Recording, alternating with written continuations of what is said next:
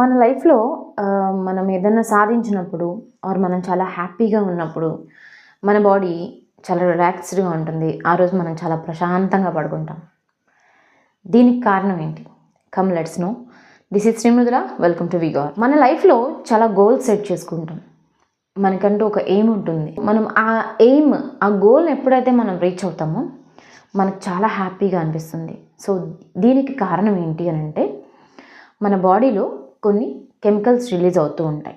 So మనం ఎప్పుడైతే హ్యాపీగా ఉంటామో లేదంటే మనం అనుకున్న పని జరిగినప్పుడు ఈ హార్మోన్స్ అనేవి రిలీజ్ అవుతూ ఉంటాయి. సో ఈ హార్మోన్స్ ఏంటి అనంటే డోపమైన్, ఆక్సిటోసిన్, సెరటోనిన్, ఎండార్ఫిన్ అని ఇలాంటి హార్మోన్స్ రిలీజ్ అవ్వడం వల్ల మనం చాలా హ్యాపీగా ఉంటాం. సో ఈ హ్యాపీ హార్మోన్స్ బాడీలో రిలీజ్ అయినప్పుడు మనకి ఆ రోజు ప్రశాంతంగా నిద్రపడుతుంది అండ్ వీ ఫీల్ రిలాక్స్డ్. చాలా ప్రశాంతంగా ఉంటుంది, ఏ ప్రాబ్లం లేదు అన్నట్టు హ్యాపీగా ఉంటుంది బాడీ. సో అలాగే ఈ హార్మోన్స్ అనేవి మనం ఎప్పుడైతే ఫిజికల్గా యాక్టివ్గా ఉన్నప్పుడు కూడా ఈ హార్మోన్స్ అనేవి బాడీలో రిలీజ్ అవుతూ ఉంటాయి. సో కాబట్టి ఎప్పుడు మనం సెడెంటరీగా ఉండకూడదు.